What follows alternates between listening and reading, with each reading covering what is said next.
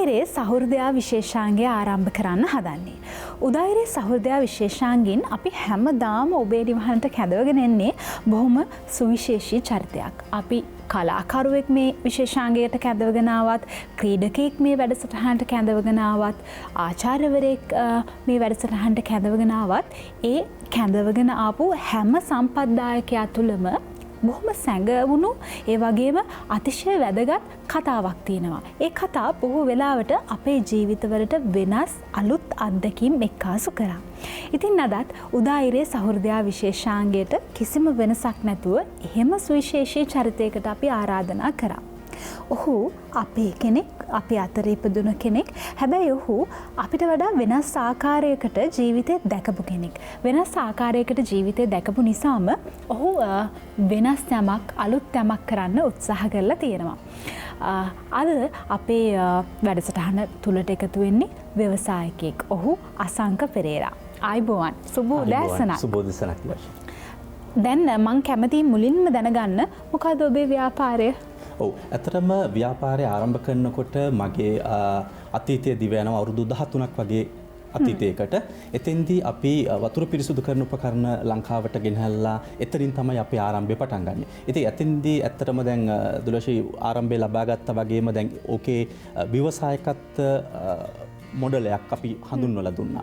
එතෙන්දී අපිට විශේෂයෙන්ම ඕනේ වුණා ලංකාවේ තිබිච්ච ගැටලු වලට විසඳුමක් විදිහට අපේ මේ නිෂ්පාදනයක් අපි කොහොමද ව්‍යාපාරයක් මේක කරන්නේ කියලා. ඉතින් එතෙන්දී වතුර පිරිසුදු කරන උපකරණය අපි ලංකාවට හඳුන්වලා දෙලා දැන් අවුරුදු 13ක් තිස්සේ මේ ගමන අපි සාර්ථකව කරගෙන යනවා. හැබැයි මේ මන් දන්න තරමට මන් දන්න ආකාරයට වතුර පිරිසුදු කරන නිර්මාණය විතරක් නෙමේ තවත් දේවල් ඔබ ව්‍යවසායකයෙක් විදිහට නිර්මාණය කරනවා. ඇත්ත. ඒත් එක්කම අපි ගමන යන අතරතුරේදී අපිට අවශ්‍ය වුණා අපිට තවත් ගැටලු ගොඩාරියක් අපිට දැක්ක අපි මේ සමාජයේ වටපිටාවේ තියෙනවා. ඉතින් ඒ වෙනුවෙන් අපි රූබික් ෂුගර් කියන සීන් නිෂ්පාදනයත් අපි ජනතාවට හඳුන්වලා දුන්නා. ඒකත් දැන් අවුරුදු 4කට වගේ කාලයකට පෙර. ඉතින් ඒකත් සතුටුයි. ඇත්තටම දැන් මේ නිෂ්පාදන දෙකෙන්ම අපි ශ්‍රී ලාංකික ජනතාවට ලොකු වැඩක් අපි නැත්නම් ලොකු වාසිදායක තත්ත්වයක් නිර්මාණය කරලා තියෙනවා. දැන් ඕනම කෙනෙක් ව්‍යවසායකයෙක් වෙනවා කියන්නේ නැත්නම් ව්‍යාපාරයක් ආරම්භ කරනවා කියන්නේ අභියෝගයක්. සමහර දෙනෙක් කියනවා ව්‍යාපාරයක් ආරම්භ කරනවා කියන එක දැන කරදරේ වැටෙන එක කියලා. මොකද රැකියාවක් කරොත් මාසේ අන්තිමට නිශ්චිත වැටුපක් හම්බ වෙනවා. හැබැයි ව්‍යවසායකයෙකුට මේ කතාව සහ මුලින්ම වෙනස් වෙනවා. ඇයි රැකියාවක් නොකර ව්‍යවසායකයෙක් වෙන්න ඕනි කියලා හිතුවේ? ඇත්තටම මෙහෙමයි දුරෂේ. අපිට දැන් ව්‍යවසායකයෙක් දැන් අපිට දෙයක් ප්‍රශ්නයක් ගැටලුවක් හඳුනාගෙන අපිට ඒක විසඳුමක් දෙන්න පුළුවන් මට්ටමකට අපේ චින්තනය අපේ ඉදිරිය ගෙනියන්න පුළුවන් නම් මම හිතනවා ඒකෙන් අපිට පුළුවන් වෙනවා අනිවාර්යයෙන්ම හොඳ තැනකට අපේ මේ තියෙන කාරණාව ගෙනියන්න. ඉතින් එතෙන්දී අපි දැන් ප්‍රශ්නේ උනේ අපි දැන් කෙනෙක් යටතේ වැඩ කරනවට වඩා ඔය දැන් දුරාශ කියපු කාරණා දෙකම තියෙනවා. අපි කෙනෙක් එක්ක වැඩ කරනකොට අපිට අඩුපාඩු බොහෝ දේවල් නොඑක් දේවල් අපිට දැනෙන්න පුළුවන්. නමුත් ව්‍යවසායකයෙක් විදිහට අඩුපාඩු නොඑක් දේවල් දැනෙන්න පුළුවන්. හැබැයි එතෙන්දී අපි ධනාත්මකව හිතනවා නම් අපිට අනිවාර්යයෙන්ම ඉස්සරහට යන්න පුළුවන් ඕනෙම ශේෂ්ත්‍රයකදී. ඉතින් ඒක නිසා අපි හිතනවා ව්‍යවසායකයෙක් විදිහට බිහිවීම එක අතකින් ආත්ම තෘප්තියක් තියෙනවා. අපි රට වෙනුවෙන් දෙයක් කරනවා. අපි තව කෙනෙකුට රැකියාවල් උත්පාදනය කරලා දීලා තියෙනවා. ඍජු හා වක්‍ර. ඉතින් මේ හැමදේම අපිට ලොකු තෘප්තියකින් අපිට ජීවත් වෙන්න පුළුවන්. ඇයි ව්‍යවසායකයෙක් වෙන්න කල්පනා කරේ? ව්‍යවසායකයෙක් වෙද්දී අතේ ලොකු මුදලක් තියෙන්න ඕනේ කියලා තමයි බොහොම දෙනෙක් කියන්නේ. ඔබ එහෙම ව්‍යවසායකත්වයේ සම්බන්ධ පෞල් පරිසරයකින් එන කෙනෙක්ද? කිසිසේත්ම නැහැ. මගේ දෙමව්පියන් ඇත්තටම රජයේ සේවකයන්. ඉතින් අපි ඇත්තටම කියන්නේ අධ්‍යාපනය ලැබුවට පස්සේ අපිට ඇත්තටම දැන් අපේ කල්පනාව අපිට තිබුණා මේ මොනවද ප්‍රශ්න සමාජයේ ඇතිවන ගැටලු මොනවද කියලා. මේ ගැටලු වලට විසඳුම් හොයාගෙන යනකොට දැන් ඇත්තටම දැන් මගේ පුරුද්දක් තියෙනවා යම්කිසි පුරුද්දක්. මට මොකක් හරි ප්‍රශ්නයක් ආවොත් මම මේක බිස්නස් මොඩල් එකක් විදිහට හදාගෙන මම මේක ලියනවා. උදාහරණයක් විදිහට කම්පියුටරයක් ගාවොත් Excel sheets මා ගාව දැන් ඇති 100ක් 200කට වැඩිය. ඒවා හැම එකම බිස්නස් වෙන්නේ නැහැ. නමුත් බිස්නස් අයිඩියාස් ගොඩක් දේවල් ලියලා තියෙනවා. සමහර කැල්කියුලේෂන්, සමහර ඒවා හොඳ ඒවා, නරක ඒවා ඒ වගේ තියෙනවා. ඉතින් එතෙන්දී අපි දැන් ඒ ව්‍යවසායකත්වයට යන මාර්ගයේ දෙමව්පියන්ගේ පිහිටීම නැති වුණාට දැන් අපිට ඒ ගැටලුව අඳුනාගෙන අපිට ඉස්සරහට යන්න පුළුවන් ඒ චින්තනයේ තිබිච්ච නිසා තමයි අපි මම ව්‍යවසායකයෙක් විදිහට ඇත්තටම මේ ගමන අපි මෙතෙන්ට ආවේ. ව්‍යවසායකෙක් වෙද්දී ඕනම කෙනෙකුට ආරම්භයේදී මුහුණ දෙන්න තියෙන අභියෝග රසක් තියෙනවා. ඔබට ඒක එහෙම නොවෙන්න විදිහක් නැහැ. මුලදී තිබ්බ අභියෝග මොනවද? ඇත්තටම ඔව්. දැන් මගේ අවුරුදු 13කට ඉස්සෙල්ලා මම පටන් ගත්ත වතුර පිරිසුදු කරන ආයතනය දැන් ඇත්තටම ඒක අපි වෙනස්ම මොඩල් එකකට ගියේ. දැන් සාමාන්‍යයෙන් කෙනෙක් හිතන්න පුළුවන් අපි දැන් ඒක කොරියාවෙන් තමයි වතුර පිරිසුදු කරන නිෂ්පාදන ලංකාවට ගේන්නේ. දැන් ලංකාවට නිෂ්පාදන ගෙනහැල්ලා ලංකාවේ වෙළඳපළට විකුණනවා කියන එක සාමාන්‍ය ඕන කෙනෙකුට කරන්න පුළුවන් වැඩක්. නමුත් අපි මේක කිසිම එකක් විකුණන්නේ නැහැ. අපි මේක රෙන්ටල් ක්‍රමයට තමයි දෙන්නේ. ඒතකොට රෙන්ටල් ක්‍රමයට දෙනකොට පාරිභෝගිකයාට මේක ලබා ගන්න ලේසි. එතකොට මුලදී ලොකු මූලික පිරිවැයක් දරන්න අවශ්‍ය වෙන්නේ නැහැ. ඉතින් එතෙන්දී මේ බිස්නස් මොඩල් එක අපි මේ විදිහට සාර්ථකව හැදුවා. එතෙන්දී ඊට පස්සේ අපි මේකේ සර්විස් කරන විදිය කොහොමද? එතකොට අපි මේකේ ක්වොලිටි එක චෙක් කරන්නේ කොහොමද? ඒ කිසිම දෙයක් අපිට කිසිම පූර්වාදර්ශයක් තිබුණ නැහැ මට. මේ හැමදේම මුල ඉඳන්ම මට සකස් කරන්න සිද්ධ වුණා. ඒ හැමදේම මුල ඉඳන්ම සකස් කරලා ඒ තැනට ගෙනියන්න පුළුවන්කම තිබුණේ ඒ කියන කාරණාවත් එක්ක. ඉතින් ඒ නිසා ඒතර කියන්නේ සාමාන්‍ය කෙනෙක් හිතුවා නම් සමහර ලාවට මේ වතුර පිරිසුදු කරපුවාම ලංකාවට ගෙනහල්ලා විකිණීම තමයි කරන්න ඇත්තේ. නමුත් විකිණීම කරා නම් මම හිතන්නේ නැහැ මේ සාර්ථකත්වයට යන්න පුළුවන් කියලා. නමුත් අර වෙනස් කෝණයකින් මේක දැකලා අපි ඒක එතෙන්ට ගෙනාපු එක තමයි අපේ ජයග්‍රහණය. එහෙම නැත්නම් අපේ මේ සාර්ථකත්වයේ රහස වුණේ. ඔබ කියනවා අද ඔබ සාර්ථක ව්‍යවසායකෙක්, සාර්ථක ව්‍යාපාරිකයෙක් කියලා. එහෙම ඔබ සාර්ථක වුණේ ඔබේ උත්සාහයෙන්ද, කැපකිරීමෙන්ද? ඇත්තටම මහා පරිමාණ ගැටලු රාශියකට මැදිහත් වෙනවා. ඇත්තටම දැන් දුලක්ෂ ඉස්සෙල්ලා අහපු ප්‍රශ්නයක් මට මතකයි ලොකු මුදලක් අවශ්‍ය වෙනවා. ඇත්තටම දැන් ලොකු මුදලක් අවශ්‍ය වෙන්නේ නැහැ ව්‍යවසායකයෙකුට ඉස්සරහට යන්න. ලොකු චින්තනයක් තමයි තියෙන්නේ. අපි ඒ දැක්ම තියෙනවා නම් අපි කොතෙන්ටද යන්නේ කියන දැක්ම තියෙනවා නම් අපිට අනිවාර්යයෙන්ම ඉස්සරහට යන්න පුළුවන්. ඉතින් එතෙන්දී ගැටලු විදිහට ලොකු ප්‍රශ්න ගොඩක් ආවා. දැන් අපි හිතමු දැන් අපි මේ ව්‍යාපාරය කොතනින්ද පටන් ගන්නෙ, කොතෙන්ටද ගෙනියන්නේ, දැන් කවුද අපේ පාරිභෝගිකයෝ වෙන්නේ, මේ පාරිභෝගිකයෝ අපි අතර විශ්වාසය දිනා ගැනීම පිළිබඳ ලොකු ප්‍රශ්නයක් ආවා. දැන් අපි කෙනෙක් ගිහිල්ලා අපි මෙන්න මේක තමයි අපේ නිෂ්පාදනය, මෙන්න මේක ලබා ගන්න කියලා කිව්වට ඒ පාරිභෝගිකයෙක් අපිව විශ්වාස කරන්නේ නැහැ. යම් කිසි දුරකට ඒ විශ්වාසය ගොඩනගා ගන්න අපිට ලොකු ක්‍රියාවන් කරනවා. අනිත් අර දැන් කිව්වා වගේම අපි ගොඩක් ලොකු මුදල් වියදම් කරලා නෙමෙයි මේ වැඩේ කරන්නේ. ඒ කියන්නේ අපි මූලික ඊටම සුළු ප්‍රාග්ධනකින් පටන් ගත්තා. ඉතින්දී අපිට ඔය මේ ඇඩ්වර්ටයිස්මන්ට්ස් වලට එහෙම නැත්නම් ලොකු ඒ වගේ වෙළඳ ප්‍රතිවලට අපිට වියදම් කරන්න සල්ලි නෑ. නමුත් ඒක නැතුව අපි එහෙම නැත්නම් පාරිභෝගිකයා කෙලින්ම මුණ ගැහිලා පාරිභෝගිකයාට මේ විශ්වාසය ඇති වෙන විදිහට මේ නිෂ්පාදනයේ පාරිභෝගිකයාට හඳුන්වලා දීලා තමයි අපි මේ විශ්වාසය දිනාගත්තේ. ඒ නිසා ගැටලු අපි ඒ ගැටලුත් මම හිතන්නේ ඒවා අපි ධනාත්මකව හිතලා ඒවට අපි නොයෙකුත් විසඳුම් දුන්නා. ඒ විසඳුම් සාර්ථක වීමත් සමගම තමයි මේ ව්‍යාපාරය ඉස්සරහට ආවේ. මම කැමති මේ ඔබේ ආයතනය නිෂ්පාදනය කරන මෙන්න මේ නිෂ්පාදනය ගැන අහන්න. මේක රූබික් ෂුගර් කියුබ්ස්. ඇත්තටම දැන් මේක අවුරුදු 4කට ඉස්සෙල්ලා අපි පටන් ගත්තේ. ඇත්තටම මේක මූලිකම ගැටලුවක් වෙලා තිබුණේ ශ්‍රී ලංකාවේ දියවැඩියාව සම්බන්ධව. දැන් ශ්‍රී ලංකාවේ දියවැඩියාව ගත්තොත් 9%කට වගේ ප්‍රමාණයකට ශ්‍රී ලාංකිකයෝ දියවැඩියාවෙන් පෙළෙනවා. ඊට අමතරව 30%ක වගේ ප්‍රී ඩයබටික් එහෙම නැත්නම් ඩයබටික් ඒ කියන්නේ දියවැඩියාව ආසන්නතා මට්ටමක ඉන්නවා. ඉතින් දැන් මේ කාරණා දෙක ගත්තොත් එහෙම ලංකාව සෞඛ්‍ය සම්පන්න ජනතාවක් නෙමෙයි ඉස්සරහට බිහි වෙන්නේ කියන අපිට ප්‍රශ්නයක් ආවා. ඉතින් එතෙන්දී අපි කල්පනා කරනකොට බැලුවා ඇයි මේකට හේතුව.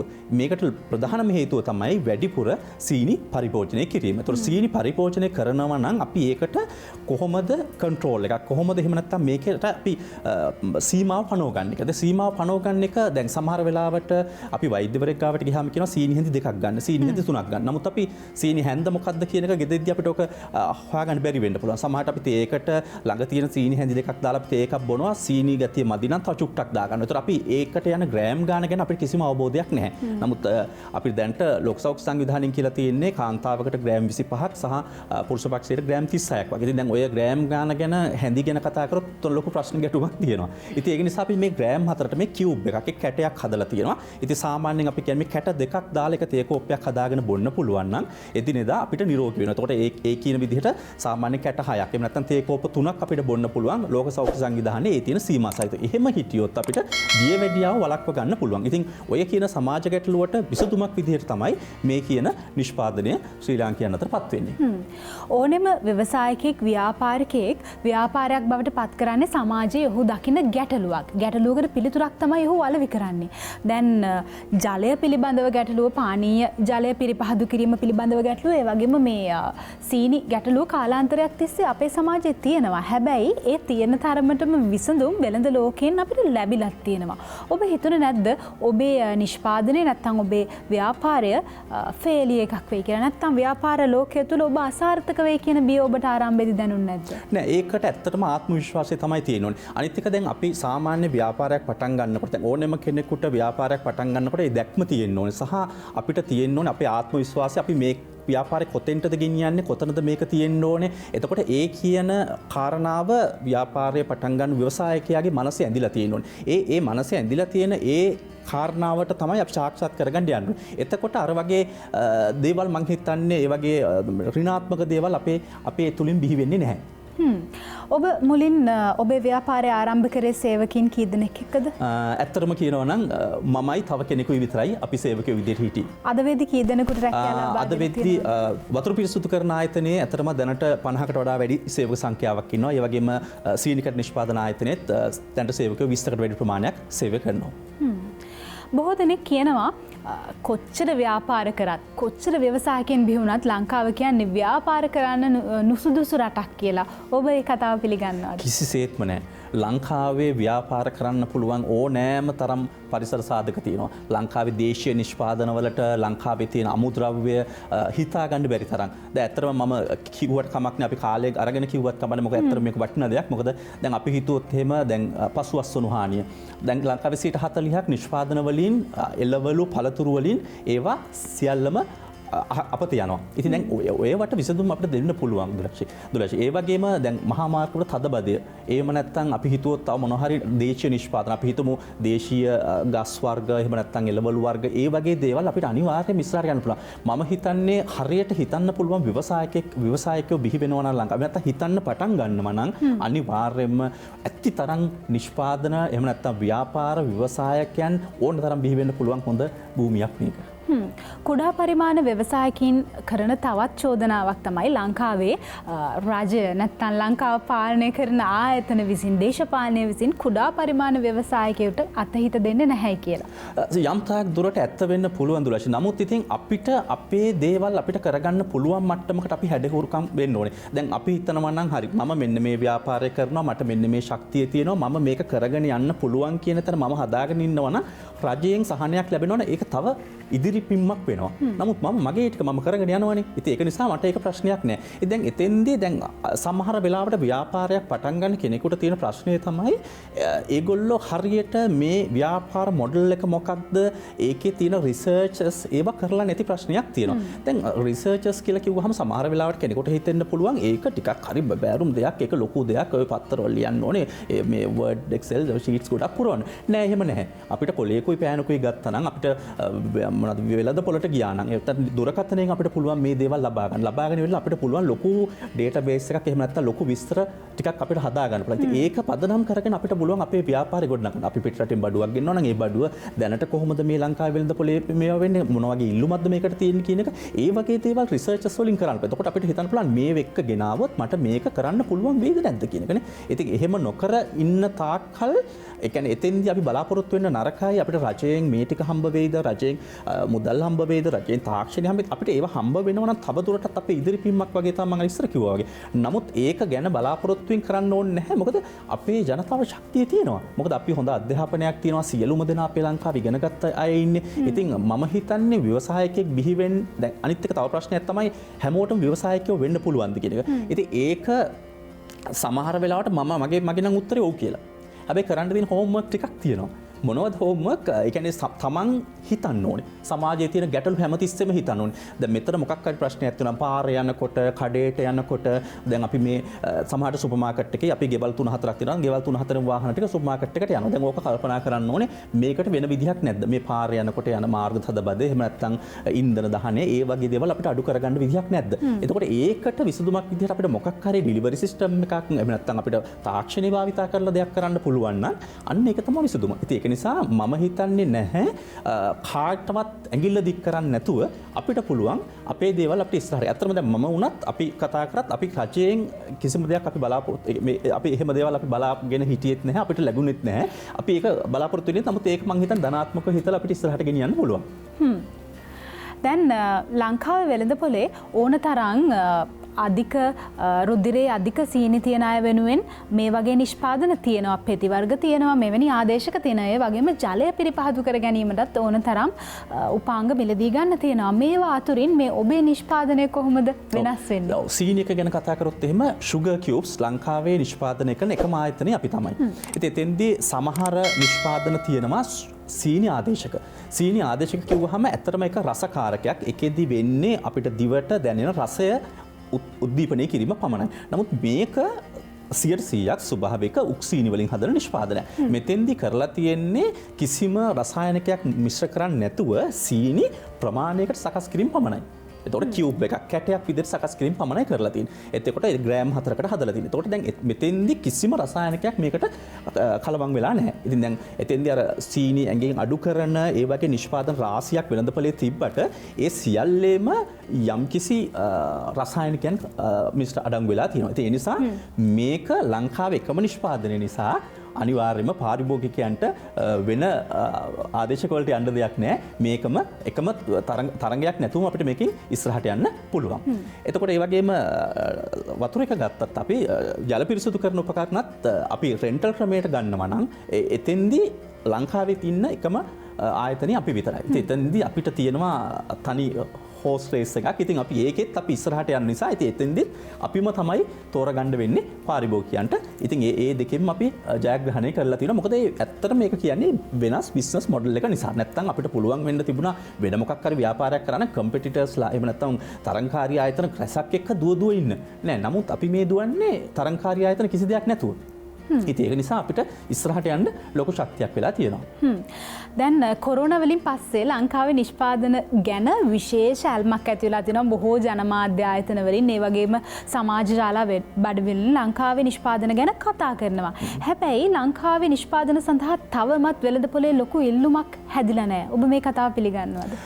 ලංකාවේ දැන් එතන ප්‍රශ්නේ තියෙන්නේ මිල සම්බන්ධව තමයි. දැන් අපිට දැන් මට දැනෙන විදිහට සමහර වෙලාවට ලංකාවේ නිෂ්පාදනයක් නිෂ්පාදනය කරලා වෙළඳපළට එනකොට ඒකේ මිල පාරිභෝගිකයාට ගන්න පුළුවන් මිලකට තියෙනවා නම් අනිවාර්යයෙන්ම ලංකාවේ නිෂ්පාදනයක් අනිවාර්යයෙන්ම අලෙවි වෙනවා. හැබැයි එතෙන්දී නම් අන්න ඒ වගේ දේවල් වලින් රජය මූලිකව ජාතික වැඩපිළිවෙලකදී මැදිහත් වෙන්න වෙනවා. මොකද දැන් සාමාන්‍ය රටේ දේශීය දේවල් වල ගාණ අඩු වුණොත් එහෙම නැත්නම් දේශීය දේවල් පාරිභෝගිකයන් මිලදී ගන්න පුළුවන් මට්ටමකට ආවොත් අනිවාර්යයෙන්ම දේශීය දේවල් වලට පාරිභෝගිකයාගේ අත යනවා. හැබැයි එතෙන්දී යම්කිසි තරංකාරීත්වයක් තියෙනවා. මොකද ඇත්තටම දැන් අපිට වඩා චීනය ඉන්දියාව වගේ රටවල් මහා පරිමාණයෙන් නිෂ්පාදනය කරනවා. එතෙන්දී ඒගොල්ලන්ගේ පිරිවැය ගොඩක් අඩුයි. ඒකට මේ නිෂ්පාදනයේ අඩු මිලට තමයි ලංකාවට එන්නේ. එතෙන්දී ප්‍රශ්නයක් තියෙනවා. නමුත් මම හිතනවා දැන් සාමාන්‍ය ගොඩාක් අයගේ මනස සැකසීලා තියෙනවා. නමුත් අපි ගාන පොඩ්ඩක් එහා මෙහා වුණත් අපි දේශීය නිෂ්පාදන වලට යමු කියන එක. ඉතින් මම හිතනවා මමත් ඉල්ලීමක් කරනවා අපිත් පුළුවන් තරම් දේශීය නිෂ්පාදන වලටම යමු. මොකද දේශීය දේවල් ඉස්සරහට ගෙනිච්චොත් අපිට ඉන්දියාව චීනය පරදවන නිෂ්පාදනයක් ශ්‍රී ලංකාව තුළ බිහි කරන්න පුළුවන් කියලා. ඔබ ව්‍යාපාරිකයෙක් විදිහට පසුගිය අවුරුද්දේ අප්‍රේල් මාස සිදු වුණු පාස්කු ප්‍රහාරයකදීත් යම්කිසි පීඩනයකට ලක් වෙන්නේ නැති අනිවාර්යෙන් බොහෝ ව්‍යාපාරිකින් ව්‍යවසායකින් මේ කතාව කිව්වා. ඊට පස්සේ මේ අවුරුද්ද වෙද්දී ආයමත් අපිට ගෝලීය වසංගතයට මුහුණ දෙන්න වුණා. ව්‍යවසායකයෙක් විදිහට මේ තත්ත්වය කොහොමද ඔබට දැනුනේ? ඔව් ඇත්තටම ඒ වගේ ප්‍රශ්න ගැටලු සෑහෙන්න අපිට එනවා. ඒ කියන්නේ එහෙම ප්‍රශ්න ආවහම අපි හැමතිස්සෙම උත්සාහ කරන්නේ ඒ ප්‍රශ්න වලට විසඳුම්.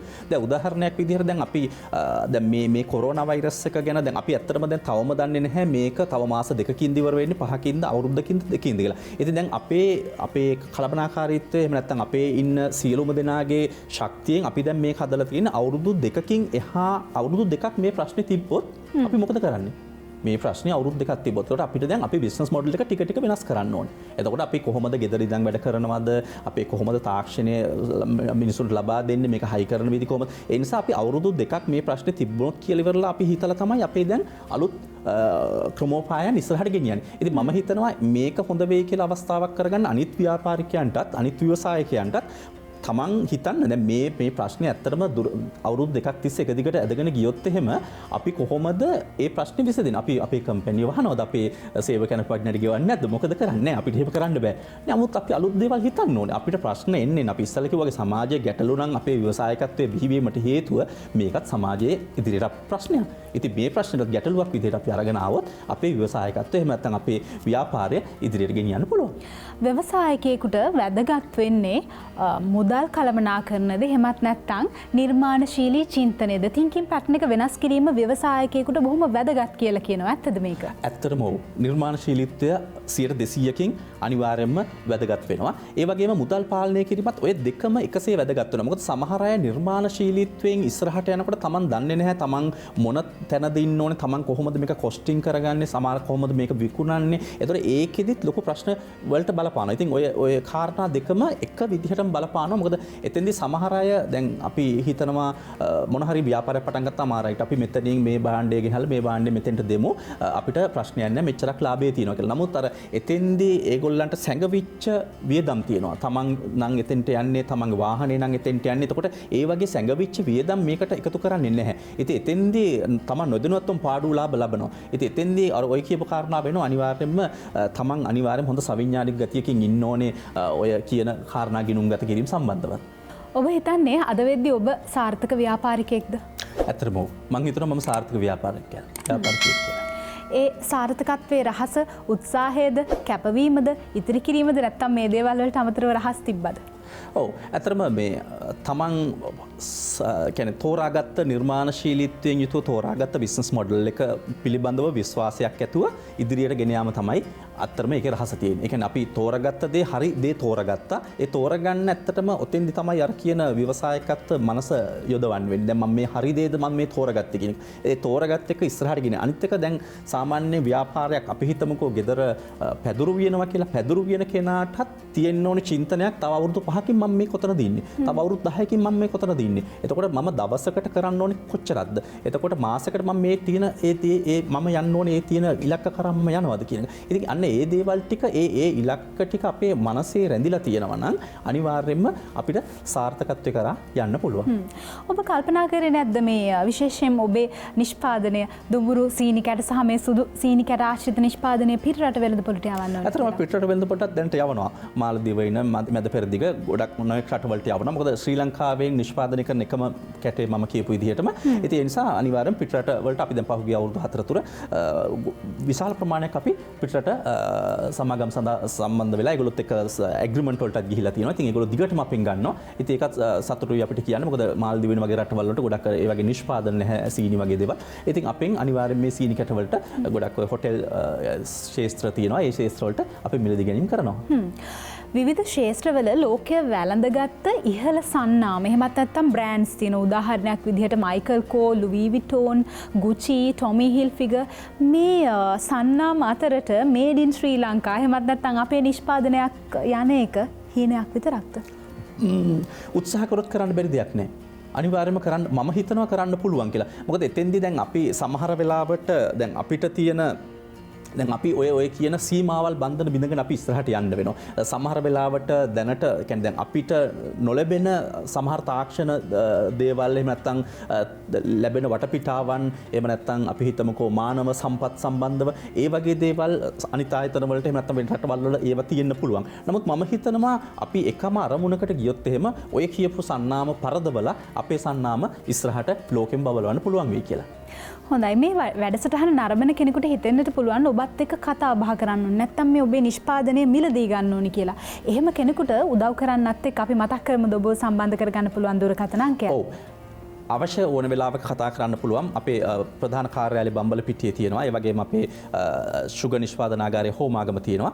0.71 92 52 83 කියන දුරකථනයෙන් ඕනෙම වෙලාවක පුළුවන් ඔබට සම්බන්ධ වෙන්න. 0.71 92 52 83. හොඳයි මේ වැඩසටහන නරඹන කෙනෙකුට හිතෙන්නට පුළුවන් මං ව්‍යාපාරයක් ආරම්භ කරන්න ඕනේ. මමත් කැමති ඔබ වගේ පඩි ලබන කෙනෙක් නෙමේ පඩි දෙන කෙනෙක් වෙන්න. එහෙම කෙනෙකුට ඔබ මොනවද කියන්නේ? මම ඉස්සෙල්ලා කිව්වා වගේම ඕනෙම කෙනෙකුට ව්‍යාපාර ව්‍යවසායකයෙක් විදිහට බිහි වෙන්න පුළුවන්. එකම දේ අර කියන මූලික දේවල් මූලික අඩිතාලෙම කරගන්න ඕනේ. ඇත්තටම දැන් ඒ වගේ අයට මම උනත් උදව් කරන්න කැමතියි. ඕනෙම වෙලාවක මගේ දුරකථන අංකය තියෙනවා. ඒ දුරකථන අංකේ මාත් එක්ක සම්බන්ධ වෙන්න. සම්බන්ධ වුණොත් මට පුළුවන් අපිට පුළුවන් ආකාරයේ උපදෙස් ලබා දෙන්න මෙන්න මේ දේවල් කරන්න. මොකද සමහර වෙලාවට තාක්ෂණික කරුණෝ සමහර වෙලාවට ඒව ලබා ගන්න තැන් ගැන එහෙම ගැන අවබෝධයක් ලොකු ශ්‍රී ලාංකේය ජනතාවට නැහැ. දැන් අපි හිතමු කාර්මික සංවර්ධන මණ්ඩල තියෙනවා ITI ආයතන තියෙනවා. ඒ වගේ ලංකාවේ නොයෙකුත් ආයතන තියෙනවා මේවා සම්බන්ධ වෙලා වැඩ කරන ආයතන. ඉතින් ඒ වගේ ආයතන වලට පවා අපිට සම්බන්ධ කරන්න පුළුවන්. ඉතින් එතෙන්දී මම හිතනවා ඕනෑම කෙනෙකුට කතා කරන්න අපිත් සමග එකතු වෙන්න කතා කරලා අපිට පුළුවන් ඒක මේ මුදල් යන වැඩක් නෙමෙයි අපි නොමිලේ කරන දෙයක්. ඉතින් ඒක අපිට පුළුවන් අපි පුළුවන් ආකාරයෙන් අපි ඒ උදව් කරනවා. හොඳයි. ඔබේ අනාගත බලාපොරොත්තු මොනවද? ඕනෙම ව්‍යවසායකයෙකුට බලාපොරොත්තු නැත්තම් ගෝල්ස් ඉලක්ක තියෙනවා. අපි මතක් කරමු ඔබේ අනාගත බලාපොරොත්තු. අතරම දැන් මේ බිස්නස් මොඩල් එකේ ඉදිරියට යනකොට ඉදිරියේ වෙනස් දේවල් උදාහරණයක් විදිහට දැන් අපි සිගිනි කැට නිෂ්පාදනයේ නොයෙකුත් වෙනස් විදි ඉස්සරහට අපි ඉදිරියට අරගෙන යනවා.